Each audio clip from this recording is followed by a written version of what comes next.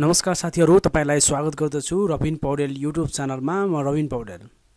आजको यस पोडकास्टमा मैले विश्व मौरी दिवसको उपलक्ष्यमा विवेकानन्द महतजीले लेखेको लेख मासिदे मौरी निम्तिते सङ्कट लाई वाचन गरेर सुनाउनेछु। आउनुहोस् यो पडकास्टलाई सुरु गरौँ। सन् 2006-2007 को जाडोमा अमेरिकाका मौरी पालक किसानले गोलाबाट रानी र थोरै बच्चा मौरी छाडेर कर्मी मौरीहरू एक्कासी हराउने गरेको पत्ता लगाए। भाइका वयस्क कर्मी मौरीहरू घरमा फर्किँदैनथे। घरमा खाना प्रशस्त छाडेर कर्मी मौरी भाइका देखिन्थे। कर्मी मौरीको अभावमा घरमा बाँकी रहेका बच्चा मौरीले मात्र गोला मजबुत बनाउन नसक्ने हुँदा घरभित्रका सबै मौरी मर्थे। यस्तो अनौठो प्रक्रियालाई अमेरिकाको वातावरण संरक्षण एजेन्सीले कोलोनी कोल्याप्स डिसअर्डर (CCD) भनेर परिभाषित गरेको छ। जर्नल अफ इन्भर्टिब्रेट प्याथोलोजीमा प्रकाशित अध्ययन अनुसार अमेरिकामा सन् 1947 देखि 2008 सम्ममा मौरी गोलाको संख्या 61% घटेको थियो। सन् 2013 मा टाइम्स म्यागजिनले अ वर्ल्ड विदाउट बीज शीर्षकको कभर स्टोरी मार्फत विश्वभर मौरी घटिरहेको बारे ध्यान आकर्षण गरेको थियो। व्यापक रूपमा मासिँदै गरेका मौरीलाई मध्यनजर गरी सन् 2014 मा ओबामा सरकारले परागसेचनको स्वास्थ्य सम्बन्धी संघीय रणनीति नै बनाएर रक्षा विभाग सहितको उच्च स्तरीय टास्क फोर्स बनाई अनुसन्धान, प्रसार र संरक्षणको सुरु गरेका थिए। सन् 2016 को फेब्रुअरीमा जैविक विविधता र वातावरणीय सेवा सम्बन्धी अध्ययन गर्ने Intergovernmental Science Policy Platform on Biodiversity and Ecosystem Services (IPBES) ले पहिलोपल्ट विश्वव्यापी परागसेचक सम्बन्धी बृहत संश्लेषण प्रतिवेदन सार्वजनिक गर्यो। प्रतिवेदनले विश्वभर परागसेचन डरलाग्दो गरी घटिरहेको र धेरै परागसेचकहरू लोपोन्मुख अवस्थामा पुगेको तथ्य सार्वजनिक गर्यो। यसले गर्दा विश्व खाद्य प्रणाली, पारिस्थितिक प्रणाली र जीविकोपार्जनमा ठूलो चुनौती आइलागेको तथ्य पनि प्रतिवेदनले उजागर गर्यो। ग्लोबल बायोडाइभर्सिटी इन्फर्मेसन फ्यासिलिटी मा उपलब्ध 1 शताब्दीदेखिको तथ्याङ्क सङ्कलन र अध्ययन गरेर सार्वजनिक एक शोधमा प्रमुख परागसेचक मध्येका मौरी मासिसकेको गम्भीर तथ्य खुलाइएको छ। सन् 2016 मा अमेरिकामा इतिहासमै पहिलो पटक पहेँलो मुखाकृत भएका मौरी भनेर चिनिने हाइलियस प्रजातिका 7 वटा मौरीलाई लोपोन्मुख प्रजातिको सूचीमा राखिएको थियो। यसैगरी सन् 2017 मा बोम्बस एफिनिस जातको भमरालाई लोपोन्मुख जीवको सूचीमा राखियो। 20 वर्षको अवधिमा करिब 87% ले यो भमराको संख्या घटेपछि यस्तो कदम चालिएको थियो। यी भमराले जङ्गली फूल, बेरी, घिरौला, टमाटर लगायतमा परागसेचन गर्दछन्। अमेरिकाको जैविक विविधता अध्ययन केन्द्रले उत्तरी अमेरिका लगायतका क्षेत्रमा 1437 मौरीका प्रजाति मध्ये 749, करिब यो आधा अङ्क हो, मौरीहरू लोप हुने खतरा रहेको बताएका छन्। अब यहाँनिर परागसेचन र मौरीको सम्बन्धलाई लेखकले छुट्टै प्याराग्राफ बनाएर लेख्नु भएको छ। विभिन्न जर्नल अनुसार संसारमा मौरीका 2100 प्रजाति छन्। विज्ञानले मात्रै नभएर वेदले पनि मौरीको महत्त्वपूर्ण योगदान उद्गार गरेको। ऋग्वेदमा मौरीलाई परागसेचन गर्ने, मह उत्पादन गर्ने र सम्पूर्ण जीवजन्तुलाई कल्याण गर्ने जीवका रूपमा अर्थाइएको छ। संयुक्त राष्ट्रसङ्घका अनुसार करिब 90% जङ्गली फूल फुल्ने प्रजाति, 75% खाद्य बाली र 35% कृषि बाली जीव परागसेचनमा निर्भर हुन्छन्। परागसेचनले खाद्य सुरक्षा र जैविक सुरक्षामा ठूलो योगदान पुर्याइरहेको छ। जीव परागसेचनको 80% भन्दा बढी परागसेचन किराबाटै हुने गर्छ। किराबाट हुने परागसेचनमा सबैभन्दा बढी हिस्सा करिब 80% मौरीले गर्छ। उपयुक्त शारीरिक बनावट, अति शक्तिशाली सञ्चार प्रणाली, उष्णदेखि लेकाली हावापानीमा सजिलै काम गर्न सक्ने क्षमताका कारण मौरी सबैभन्दा उच्च परागसेचक हो। मौरीले एक पटकको विचरणमा एकै जातका बालीका फूलहरूमा मात्रै विचरण गरी परागसेचन गर्ने गर्छ, जुन क्रियाले पृथ्वीको आधारभूत पारिस्थितिक प्रणाली कायम रहेको छ। सन् 2011 मा प्रकाशित द बी किपर्स लेमेन्ट पुस्तकमा मौरीलाई कृषि जैविक विविधता प्रणालीको गमको रूपमा प्रस्तुत गरिएको छ।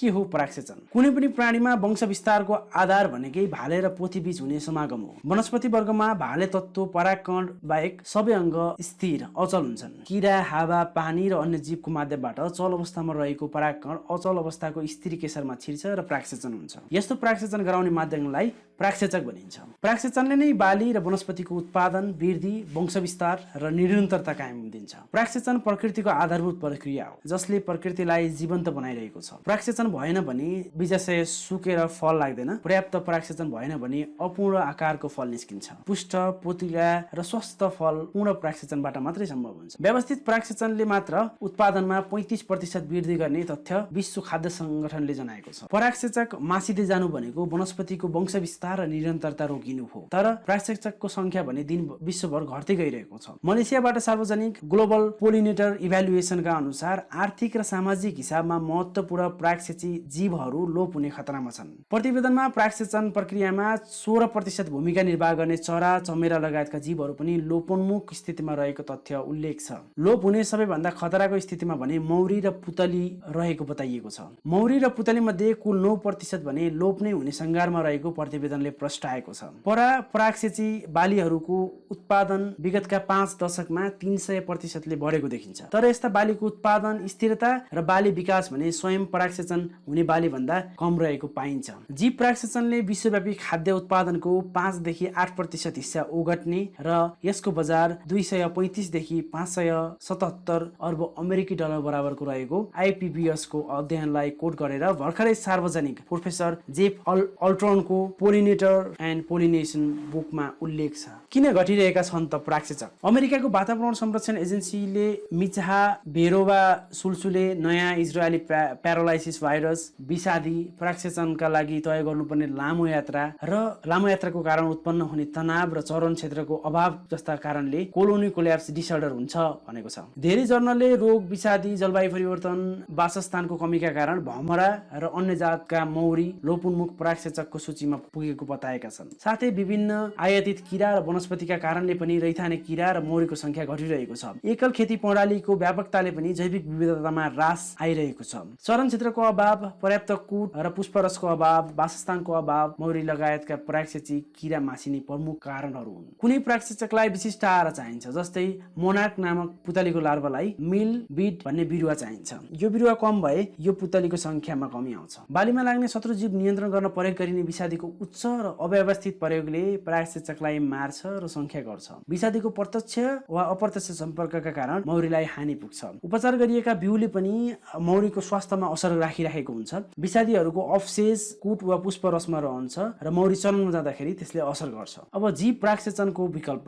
जापानी अनुसन्धानकर्ताहरूले परागसेचनका लागि सानो ड्रोनको सफल प्रयोग गरेका छन्। अनुसन्धानकर्ताले यस्तै उपकरणको प्रयोग गरेर लिली फूलको परागसेचन गराएका थिए। यो उपकरणमा घोडाको कपाल र विशेष प्रकारको जेल प्रयोग गरिएको थियो, जसलाई रिमोटले चलाइएको थियो। यो नै कृत्रिम रूपमा रोबोटको प्रयोगबाट परागसेचन गरिएको पहिलो प्रदर्शन हो। विश्वका मौरी र पुतली लगायतका परागसेचक लोप हुने क्रमलाई मध्यनजर गर्दै यो प्रविधिको विकास गरिएको हो। विभिन्न परागसेची किराको परागसेचन गर्ने विभिन्न आचरण हुन्छन्, तर यो उपकरणमा यस्ता विशिष्ट आचरण भने प्रयोग गरिएका छैनन्। विषादीको उच्च प्रयोग पश्चात चीनका स्याउ र नासपति फर्ममा मौरीले विचरण गर्न छाडेपछि किसानले हातले नै परागसेचन गर्न थालेका समाचारहरू पनि बाहिरिरहेका छन्। मौरी लगायतका किराको विनाश चीनमा पनि व्याप्त छ। सघन तथा अति क्षणिक नाफामुखी व्यावसायिक कृषि खेती बढेसँगै कृषि उत्पादनमा परागसेचनको कमीका कारण नकारात्मक प्रभाव परिरहेको छ। यस्तो एकल जातीय सघन कृषिमा विषादीको उच्च प्रयोग हुन्छ, जुन परागसेचक अनुकूलन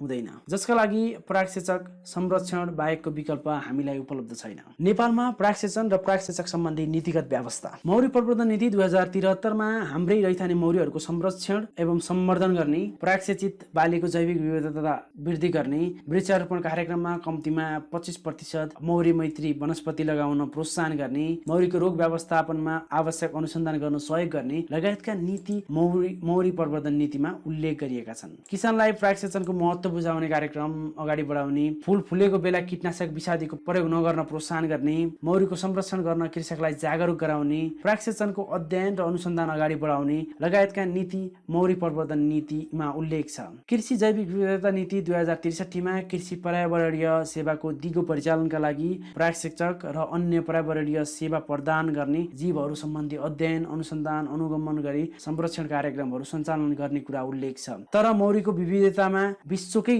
धनी नेपालमा मौरी अनुसन्धानका लागि विशिष्ट वैज्ञानिकहरूको अभाव छ। अन्त्यमा लेखकले केही कुराहरू जोड्नु भएको छ, त्यो पनि म यहाँनिर वाचन गरेर तपाईलाई सुनाउन चाहन्छु। विश्व नै परागसेचक संकटको स्थितिमा छ। परागसेचनका लागि हाम्रा घरपालुवा मौरी मात्र होइन, जंगली मौरी, एक्लै बस्न रुचाउने मौरी, झिंगा प्रजातिका किराहरू सबै महत्त्वपूर्ण छन्। प्राकृतिक वासस्थानबाट नजिकै मौरीको विविधता र संख्या अधिक रहेको र व्यावसायिक खेती गरिएको ठाउँमा मौरीको संख्या र विविधता कम भएको पाइएको छ। हाम्रो परिवेशमा मौरीसँग सम्बन्धित अध्ययन अनुसन्धान धेरै हुन जरुरी छ। जैविक विविधता र मौरी विविधतामा हामी धनी छौँ। अहिले केही मात्रामा गरिएका अनुसन्धानबाट पनि मौरीमा रोगको रोगको संक्रमण बढिरहेको र हाम्रोमा पनि प्राकसेचकको संख्या घट्दै गइरहेको देखिन्छ। प्राकसेची मैत्री बाली बिरुवा र वनस्पतिको फ्लोरल चार्ट बनाउन सके कुन बेला र कुन ठाउँमा कुन वनस्पति लगाएर प्राकसेचकलाई संरक्षण गर्न सकिन्छ भन्ने विज्ञान बुझ्नु सहज हुन्थ्यो। प्राकसेचन कृषिको एक आधारभूत आवश्यकता हो। कृषि उत्पादनमा जति माटो, पानी र बिउको महत्त्व हुन्छ त्यति नै महत्त्व हुन्छ प्राकसेचनको पनि। हाम्रो कृषि उत्पादनलाई गुणात्मक र परिमाणात्मक हिसाबमा बढाउन सबैले भुलेको प्राकसेचकको यो पाटोलाई कृषिसँगै लिएर जान आवश्यक छ। मौरी दिवसको शुभकामना।